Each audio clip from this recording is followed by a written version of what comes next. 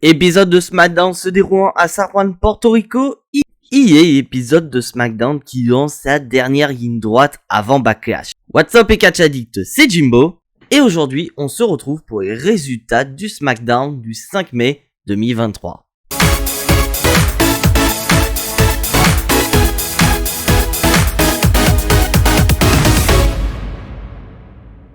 Et pour commencer cet épisode de SmackDown qui a lieu, pour rappel, à Porto Rico, alors quoi que de mieux que d'accueillir Rey Mysterio qui sera accompagné par la AEW, et pour faire davantage plaisir au public portoricain, Rey Mysterio va parler en espagnol. Un Rey Mysterio qui va nous donner son pronostic de Backlash en disant que dans un premier temps, Bad Bunny va s'occuper du cas de Damien Priest, et que du côté de Zelina Vega, cette dernière va réaliser le plus gros exploit de sa carrière en venant à bout de Rhea Ripley et ainsi devenir championne de SmackDown. Et Rey Mysterio, il n'y aura pas le temps de développer puisqu'on va avoir le Judgment Day qui vont débarquer et Dominic Mysterio va encore être plus détesté par le public portoricain puisque ce dernier va déchirer un t-shirt de la AEW. Ça sent roussi pour toi Dominique. Et Dominic Mysterio, il aura même pas le temps de parler car à chaque fois qu'il va vouloir parler, le public portoricain va pas arrêter de le huer. Et comme si ça suffisait pas, au moment où il y a la possibilité de parler, Rey Mysterio va l'interrompre et va lui demander ce fameux match revanche de WrestleMania. Mais Dominic Mysterio n'est pas du tout d'accord. Alors qu'il y en a une qui est d'accord, c'est Rhea Ripley. Et cette dernière va se porter volontaire pour affronter Rey Mysterio. Zelina Vega va intervenir et confronter la championne. Et Dominic Mysterio va avoir une idée de génie. Il va proposer un match mixte où il fera équipe avec Rhea Ripley face à son père Rey Mysterio et Zelina Vega. Et Rey Mysterio, il est chaud comme un braise, comme le public portoricain. Et il va donc accepter la proposition de son fils. Et c'est donc officiel, mes chers amis Catch Addict, dans le main event de cet épisode de SmackDown, on va avoir Zelina Vega en équipe avec Rey Mysterio face à la championne de SmackDown Rhea Ripley en équipe avec Dominic. Et franchement, ça annonce du lourd pour ce main event. Et après cet incroyable opener de SmackDown, on va démarrer avec le premier match de la soirée avec The OC, Luke Gallows et Karl Anderson accompagnés de Mia Yim et d'un certain AJ Styles face aux Viking Raiders. Car pour ceux qui n'étaient pas au courant, mes chers amis Catch Addict, la semaine dernière, AJ Styles a fait son retour en compagnie de ses confrères de The OC.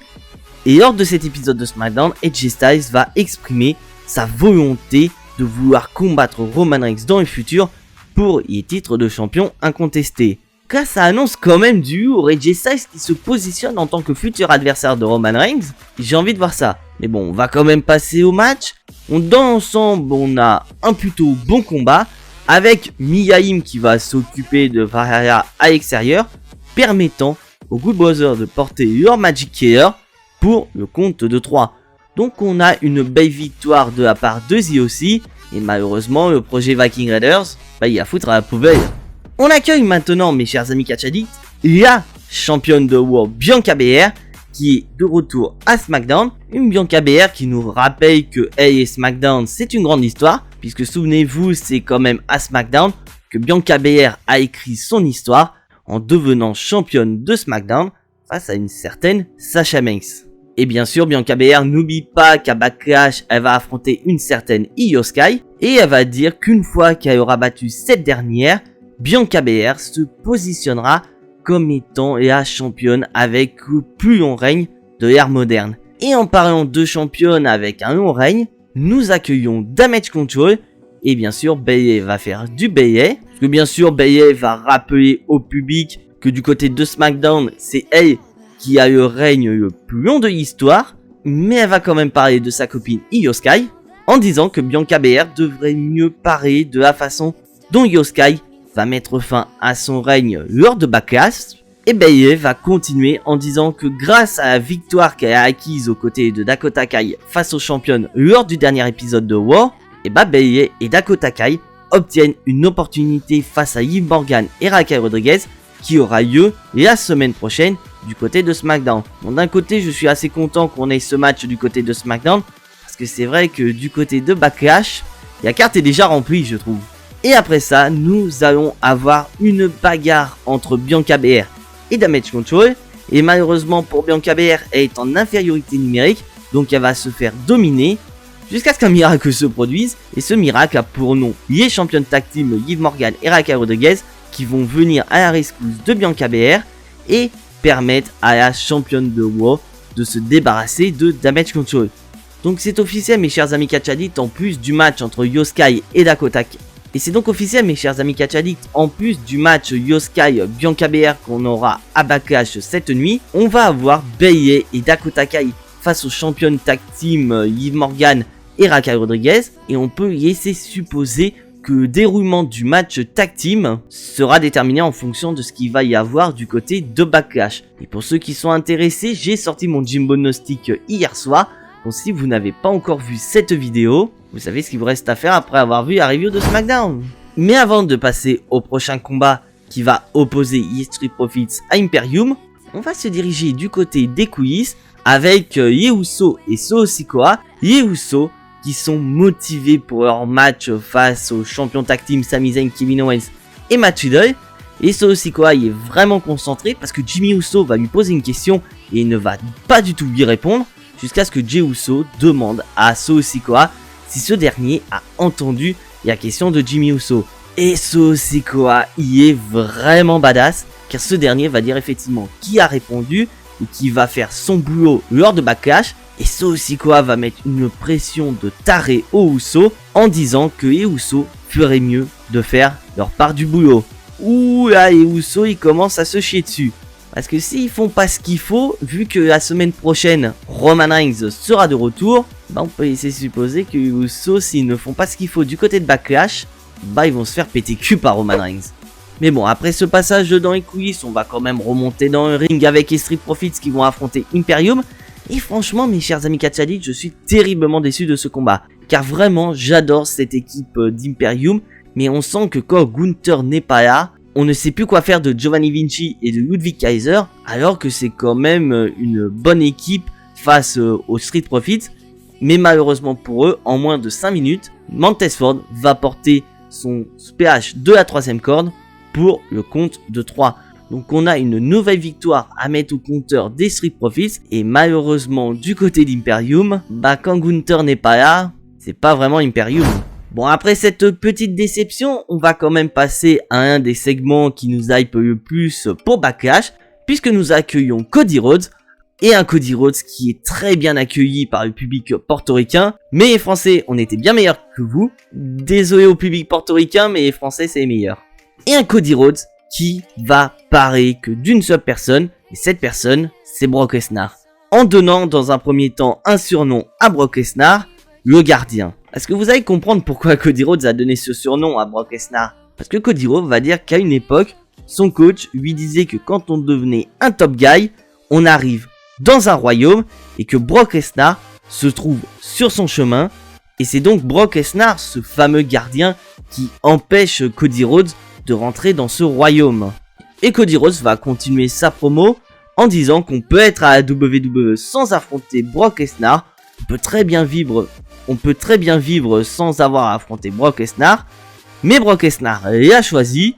Et Cody Rhodes ne sait absolument pas pourquoi Brock Lesnar l'a choisi. D'ailleurs, rassure-toi Cody, nous non plus, nous ne savons pas. Mais j'ai quand même sorti une petite vidéo théorie qui pouvait expliquer pourquoi Brock Lesnar a décidé de t'attaquer. Donc, si vous n'avez pas vu cette vidéo théorie, vous savez quoi faire en plus du Jimbo Gnostic. Allez regarder sur la chaîne.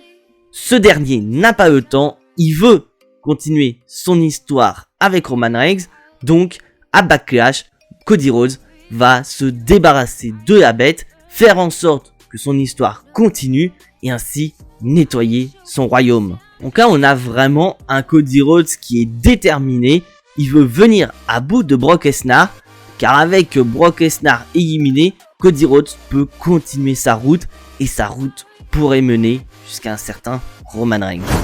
Et avant de passer à un des matchs qui nous avait été annoncé, Shinsuke Nakamura contre Karrion Kross, on va faire un petit tour du côté des coulisses avec Matt Riddle, Kevin Owens et Sami Zayn. Et un Matt Riddle qui est vraiment très sérieux puisque ce dernier va résumer, car ce dernier va nous rappeler que Sami Zayn, Kevin Owens ont battu les Usos la semaine dernière et que lui-même il a battu Jimmy Uso à SmackDown et qu'il en reste maintenant qu'une seule chose à faire, c'est de venir à bout de Aberdeen lors de Backlash. Et à quel point Matt Riddle a impressionné Kevin Owens et Sami Zayn, ces derniers ne savent plus quoi dire. Donc ils sont prêts à venir à bout de Aberdeen, mais on verra ça ce soir sur Twitch. Bon, après ce petit passage dans les coulisses, on va quand même repasser dans le ring avec Shinsuke Nakamura et Karrion Kross. Et dans l'ensemble, nous avons un match plutôt correct entre ces deux catcheurs. J'adore personnellement cette alchimie entre Shinsuke Nakamura et Karrion Kross. Mais malheureusement pour Karrion Kross, Shinsuke Nakamura vient tout juste de revenir. Donc c'est lui qui va être mis en avant. Et va terminer cette rivalité qui a été très courte avec un Kinshasa pour le compte de 3. Donc grosse victoire de la part de Shinsuke Nakamura. Et grâce à cette victoire, Shinsuke Nakamura peut prétendre à devenir le prochain champion du monde poids lourd. Parce que oui, j'ai oublié de vous dire, mes chers amis catchalites, on a eu plus d'informations concernant ce titre de champion du monde poids lourd. Car en effet, on a eu une conférence de presse où Triple H nous a expliqué le déroulement du couronnement du prochain champion du monde poids lourd. Et vous allez voir, mes chers amis catchalites, il y a des chances qu'il y en ait certains qui ne soient pas contents de ce déroulement. Car en effet, Triple H nous a annoncé qu'il va y avoir 2 matchs triple menace à Raw et à SmackDown, et que vainqueurs de ces matchs triple menace s'affronteront à Raw et à SmackDown. Donc ce qui fait qu'à Night of Champions, on aura un combat avec d'un côté le représentant de Raw, de l'autre côté le représentant de SmackDown, et le vainqueur de ce combat repartira de Night of Champions en tant que nouveau champion du monde poids lourd. Et avec l'annonce de Roman Reigns qui fera son retour la semaine prochaine du côté de SmackDown, je ne peux pas m'empêcher de penser que d'une manière ou d'une autre, Roman Reigns intégrera ce fameux tournoi et tentera de devenir champion du monde poids lourd, faisant en sorte que Roman Reigns reste le seul champion incontesté de la WWE. Mais bon, je ne vais pas développer davantage, je compte vous faire une vidéo par rapport à ce sujet-là, mais je vous laisse, mes chers amis catchalites, les commentaires à votre disposition pour me donner votre avis. Mais avant de passer au main event de cet épisode de SmackDown, on va faire un dernier petit passage du côté des coulisses où nous avons Adam Pearce avec Cameron Grimes. Et pour rappel, Cameron Grimes était un des catcheurs de NXT qui a été drafté du côté de SmackDown. Donc je suis assez curieux de voir les débuts de Cameron Grimes du côté de SmackDown. Et on va être vite servi, puisque ces derniers vont être interrompus par Baron Corbin.